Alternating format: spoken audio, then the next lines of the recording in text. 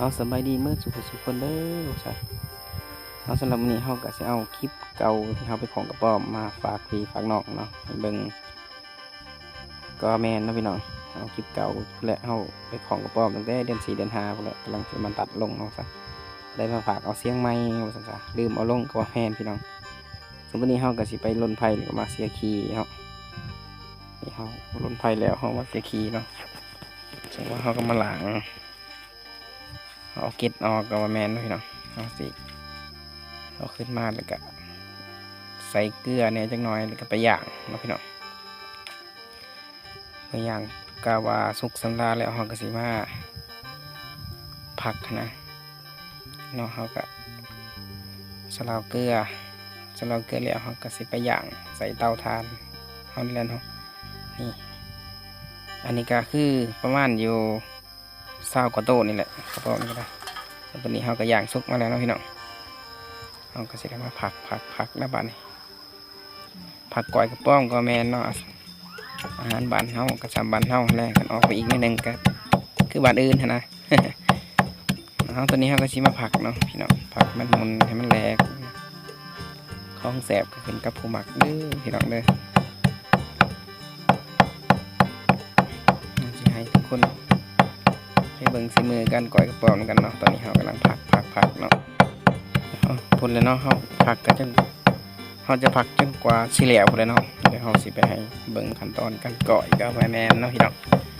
เขาก่อยนี่เขาไม่ได้ใส่มักนาวด้วยพี่น้องเขาใส่มักม่วงก็ซ้อหน่อยเนาะว่าช่วงมักม่วงก็ซ้อหน่อยเกินได้เนี่ยเพราะว่าคลิปกะที่ยาวๆในจังน้อยนะตอนผักอะไรเพราะเขาสิบได้ตัดต่อเนาะให้เห็นแบบว่ารายละเอียดให้เบิ่งเลยนะคลิปตัวแรกแต่ข้าวไปของกระป๋อมเดือน4เดือน5แล้วเนาะแต่มักม่วงก็ซ้อหน่อยเกินหมดแล้วเนาะพี่น้องเราก็เลยไปเรียนผ่าวิดีโอเห็นว่าคลิปนี้แมนยังบุตรได้เอาลงก็เลยมาทักให้พี่ให้น้องเบิ่งเนาะตอนนี้เขาก็ผักไว้เรียบร้อยแล้วเนาะ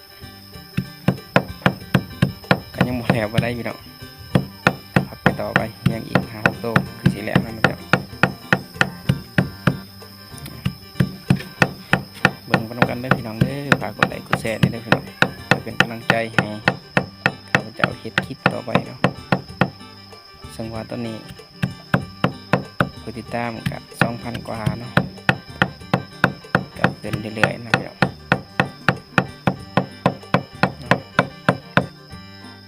จะได้ก็ว่าแสบๆกันเด้อพี่น้องเด้อแสบก็คลิปเก่าเนาะเบิ่งไว้ถึงกินฮอดก่อยกระป๋อมยำปุ่นแหละซึ่งตอนต้นนี้เขาก็ขั้นว่าผู้มักกับไปหาของเอามาผักก่อยอีกก็ยังได้ยังมีหลายอยู่กระป๋อมพี่น้องพอส่วนหลายมันสิเบิดฤดูการกินก่อยกระป๋อมแล้วก็คือที่มันบ่แสบนะคือว่าเนาะของแสบกับผู้หมักจังหวะตัวนี้เขากับผักแล้วนะพี่น้องใส่ประมาณนี้เนาะกระไดอยู่ประมาณก็ใส่ถ้วยกับถ้วยป้ายนี่เขาก็ย่ำหมักม่วงก็ซอใส่แล้วเรียบร้อยเอาวันนี้เขาก็สิมาปรุงกันได้ประเดี๋ยวเนาะพี่น้องใส่แป้งนัวใส่ลายแสบลายเนาะพี่น้องเนาะตามไปด้วยเอาพริกข้าวคั่วนะเนาะพี่น้องเกลือน้ำปลาอะไรต้องใช้ยังลาเถอะเจ้าค่ะ ใส่นั่นเลย พี่หนึ่งใส่ลา เผ็ดผงลงไปพี่น้อง พี่หนึ่ง ก็จะใส่ใบกระ พี่ ดา หนึ่ง ษ เจ็ดบ้านๆแล้วนะเอาผักนี่เผ็ดผงใบน้องพี่น้อง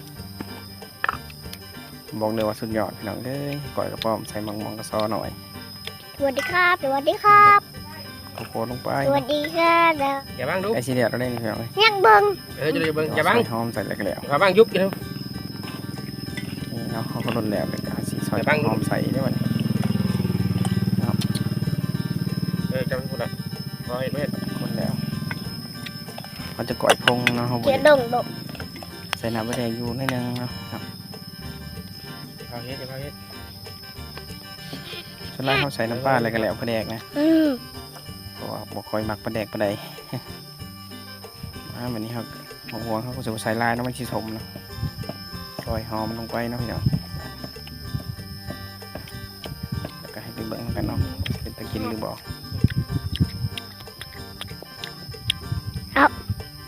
นี่เนาะหอมลงไป เห็นบ่ให้ ให้มือเห่าเหาะ หอมเสริมหอมบัวหอมปอมใส่ลงไปเนาะนี่ที่เห็นนี่คือมือลูกชายเนาะกินหมูหวง ใส่ลายกระแสบลายพี่น้องหอมกัน เนี่ย โอ้นี่กระสิประมาณนี้นะเนาะ เอาชากิไก่วู้โตกันเลย เขาเนี่ยหอนๆตู้อีกจังหน่อยอันนี้ลืมบอกพี่น้องเนาะอันนี้เห็ดอาหารแรงนะเห็ดกินตอนแรงเนาะนี่พี่น้องกระสิประมาณนี้เนาะนี่ก้อยกระป๋อมพ่นออกมา